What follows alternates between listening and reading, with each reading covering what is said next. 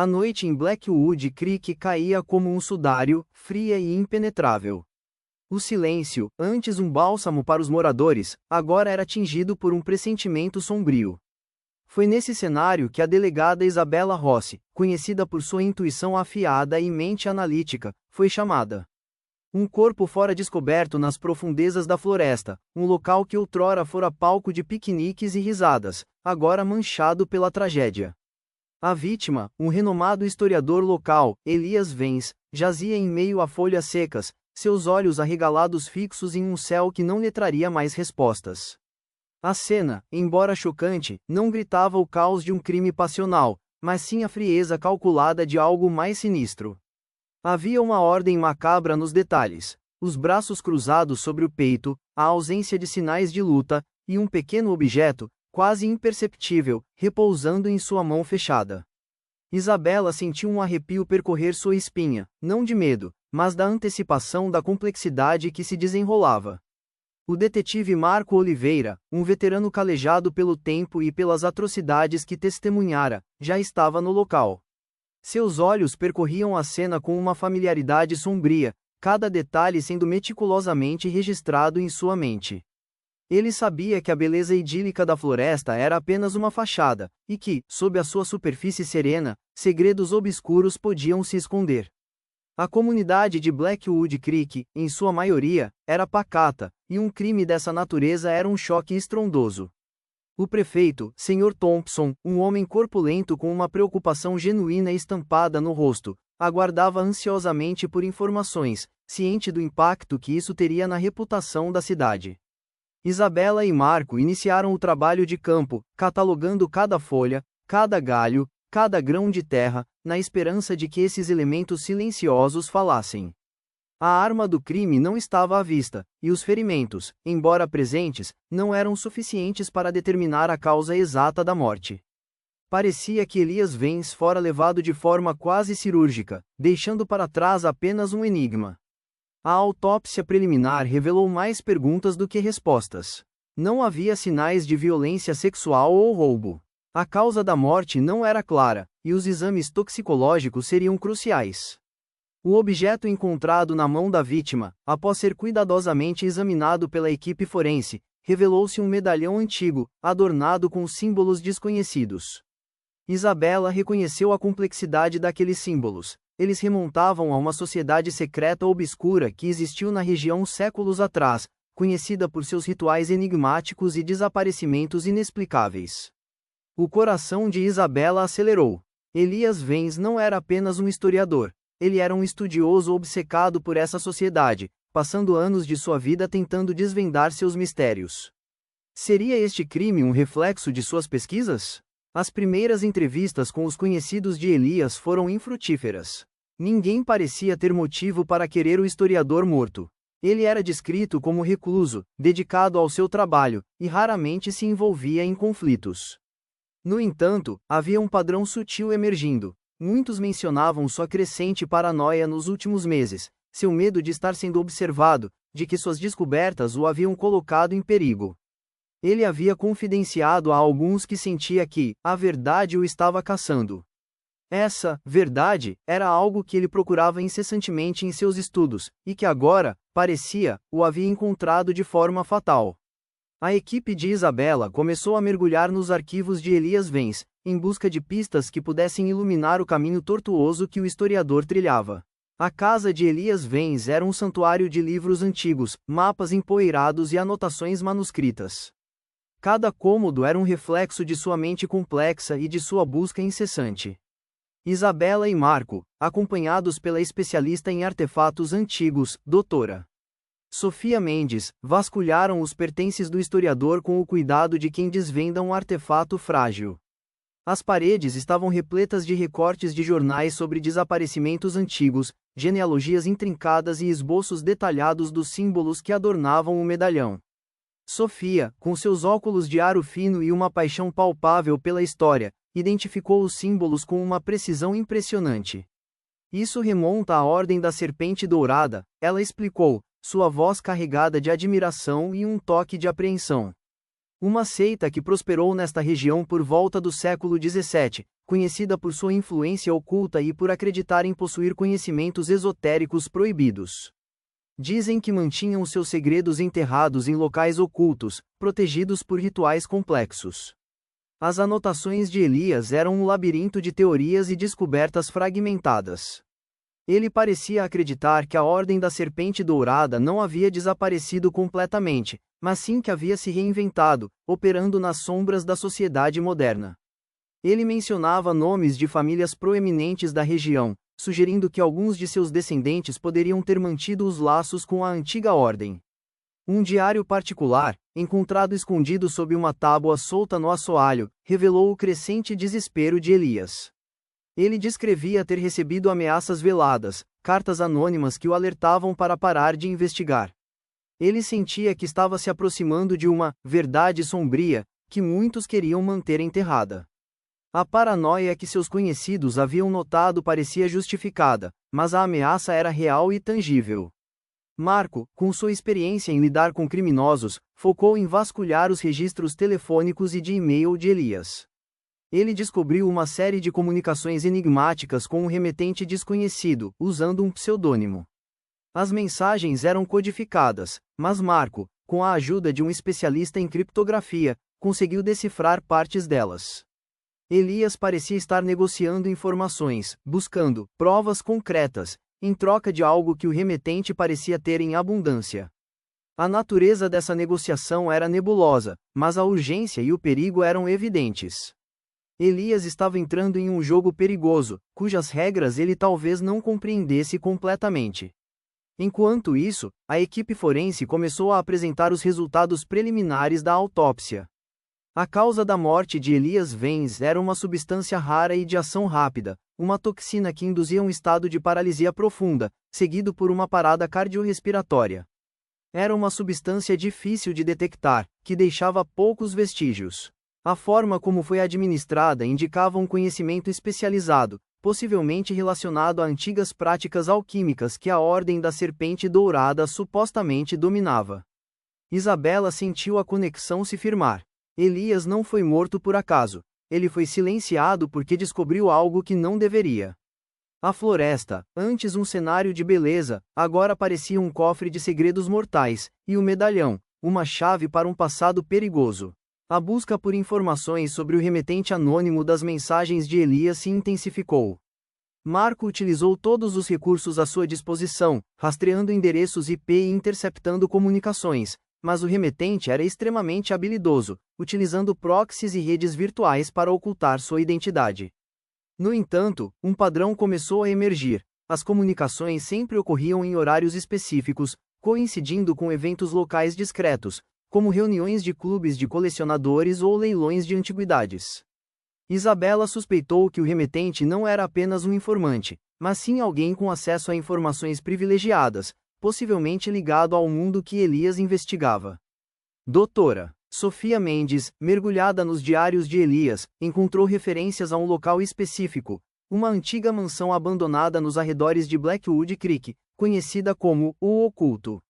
Elias acreditava que este local era um antigo refúgio da Ordem da Serpente Dourada, onde poderiam ter escondido seus mais valiosos segredos. Ele descrevia sua intenção de investigar o local, acreditando que lá encontraria a prova definitiva que buscava. A mansão, envolta em lendas locais e evitada pelos moradores, parecia ser o próximo passo lógico, mas também o mais perigoso. Isabela e Marco decidiram investigar o oculto, munidos de equipamentos de segurança e armados. Ao chegarem, o local parecia ainda mais sombrio do que as lendas descreviam. A vegetação havia tomado conta da propriedade, e a estrutura da mansão exalava uma aura de decadência e mistério. No interior, encontraram sinais de ocupação recente, pegadas frescas, ferramentas de escavação e um cheiro de terra revolvida. Era evidente que alguém, talvez o próprio remetente anônimo, ou alguém ligado a ele, também estava interessado nos segredos da mansão. Uma sala específica, com uma porta maciça de ferro, chamou a atenção. Elias havia anotado em seu diário a existência de um cofre subterrâneo sob essa sala. Com dificuldade, conseguiram abrir a porta. A escada que descia para a escuridão era precária, mas a curiosidade e a necessidade de respostas impulsionaram Isabela e Marco a descer. O ar ali embaixo era úmido e carregado com o cheiro de mofo e metal enferrujado.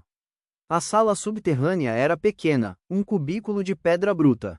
Em seu centro, havia uma arca de madeira antiga, adornada com os mesmos símbolos da Ordem da Serpente Dourada. A arca estava entreaberta. Dentro, encontraram documentos antigos, pergaminhos frágeis e o que pareciam ser artefatos rituais. Mas o mais chocante foi a descoberta de um pequeno espaço vazio, com marcas de terra recente. Elias Vence havia estado ali, e algo crucial havia sido retirado, possivelmente pelo mesmo indivíduo que o levou à morte. Enquanto examinavam os documentos, uma descoberta particular chamou a atenção de Isabela. Um mapa rudimentar da cidade de Blackwood Creek, datado de séculos atrás, com marcações em locais específicos. Um desses locais era o cemitério antigo da cidade, e outro, a biblioteca pública. Elias, em suas anotações, insinuava que os segredos da ordem não estavam apenas em rituais, mas em registros ocultos, em narrativas distorcidas pela história. A teia de ilusões estava se desfazendo, revelando que a verdade que Elias buscava estava entrelaçada na própria história e estrutura de Blackwood Creek. A análise dos documentos encontrados na mansão O Oculto confirmou as suspeitas de Isabela.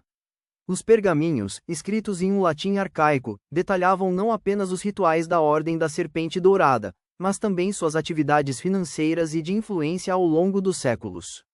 Elias Vence não estava apenas investigando uma seita extinta, ele havia descoberto uma rede secreta que, sob novas roupagens, continuava a operar na sociedade moderna, manipulando eventos e preservando seu poder. Os nomes das famílias proeminentes que Elias havia anotado em seus diários eram, de fato, descendentes diretos dos fundadores da ordem, e alguns deles ainda mantinham posições de destaque na cidade. Um dos documentos mais alarmantes era um registro de transações, que pareciam ser chantagens e acordos ilícitos, todos perpetrados sob o manto de uma organização que se autodenominava o Legado Dourado. O Legado Dourado parecia ser a face moderna da Ordem da Serpente Dourada, e Elias havia obtido provas irrefutáveis de suas atividades criminosas. A toxina usada para matar Elias era uma especialidade da Ordem, utilizada para silenciar aqueles que ousavam expor seus segredos. O medalhão encontrado em sua mão não era apenas um artefato, mas um símbolo de sua conexão com a Ordem e, possivelmente, um aviso. Marco, utilizando as informações dos documentos e os registros de Elias, conseguiu finalmente rastrear o remetente anônimo. A identidade era chocante. Era o Sr. Abernathy, o curador da biblioteca pública de Blackwood Creek, um homem idoso e aparentemente inofensivo, conhecido por sua dedicação aos livros e à história local. Abernathy, ao que tudo indicava, era um membro dissidente do Legado Dourado, desiludido com os métodos cruéis da organização e decidido a expor a verdade. Elias o havia procurado, e Abernathy, em segredo, forneceu a ele as informações cruciais. No entanto, o Legado Dourado descobriu a traição de Abernathy e, para silenciá-lo, orquestrou a morte de Elias, encobrindo seus rastros. A casa de Abernathy foi cercada. Ele confessou tudo, com lágrimas nos olhos. Elias estava perto de desmascarar o líder do Legado Dourado, alguém que ele acreditava ser uma figura pública respeitada na cidade. Abernathy havia tentado alertar Elias, mas era tarde demais. A toxina, ele revelou, era administrada através de um pequeno dardo, de ação quase instantânea, o que explicava a ausência de luta e a paralisia rápida. A Ordem não queria apenas matar Elias, eles queriam que ele desaparecesse sem deixar rastros, apagando sua existência da mesma forma que tentavam apagar a verdade. A última peça do quebra-cabeça se encaixava quando Isabela revisou as anotações de Elias sobre o cemitério antigo. Ele acreditava que um dos fundadores da Ordem havia sido enterrado com um objeto que continha a chave para o seu poder, um artefato que o Legado Dourado cobiçava e que Elias estava determinado a encontrar antes deles. Era uma corrida contra o tempo, não apenas para prender os responsáveis pela morte de Elias, mas para impedir que o Legado Dourado recuperasse o artefato e continuasse a exercer sua influência nefasta. A verdade, finalmente, estava prestes a ser revelada, e as sombras que pairavam sobre Blackwood Creek começavam a se dissipar, revelando um mal que se escondera por séculos. A investigação culminou em uma operação tensa no cemitério antigo de Blackwood Creek. Sob a luz fria da lua, a equipe de Isabella, com a orientação de Abernathy, localizou o túmulo de Silas Thorne, um dos fundadores da Ordem da Serpente Dourada. O túmulo estava escondido, e os símbolos da ordem marcavam a pedra. Enquanto escavavam, sentiram que estavam sendo observados. Um grupo de homens, vestidos com roupas escuras e com uma frieza nos olhos que denunciava seu propósito, emergiu das sombras. Eram membros do Legado Dourado, determinados a proteger seus segredos a todo custo. Uma perseguição intensa se iniciou, com confrontos tensos entre a polícia e os membros da organização. Isabella, com sua agilidade e precisão, conseguiu subjugar alguns dos agressores, enquanto Marco coordenava o cerco. No meio do caos, uma figura emergiu de trás de uma lápide antiga: o Sr. Thompson, o prefeito de Blackwood Creek. Seu rosto, antes marcado pela preocupação, agora exibia um sorriso sombrio e calculista. Ele era o líder do Legado Dourado, o principal beneficiário da influência e dos segredos que Elias Vance estava tão perto de expor. Thompson, em um ato de desespero, tentou fugir, mas Isabella o interceptou. Em um confronto final, a verdade sobre a extensão do poder do Legado Dourado e seu envolvimento em inúmeros crimes foi exposta. Thompson confessou, revelando que Elias Vance havia descoberto a localização de um artefato que, segundo a Ordem, era a fonte de seu poder e longevidade. Ele, pessoalmente, havia ordenado a morte de Elias para impedir que ele revelasse a verdade e recuperasse o artefato. A toxina, ele admitiu, foi administrada por um de seus homens, um ex-membro de uma força especial com conhecimento em venenos. O artefato, uma espécie de orbe incrustada com cristais escuros, foi encontrado dentro do túmulo de Silas Thorne. Sua descoberta marcou o fim de uma era de escuridão e manipulação para Blackwood Creek. Os membros do Legado Dourado foram presos, e a influência sombria que pairava sobre a cidade finalmente se dissipou. A verdade, que Elias Vance tanto buscou, foi revelada, mas a um custo terrível. Isabella e Marco, exaustos, mas satisfeitos, sabiam que haviam desvendado um dos mistérios mais cruéis da história de Blackwood Creek, honrando a memória de Elias e o sacrifício de Abernathy.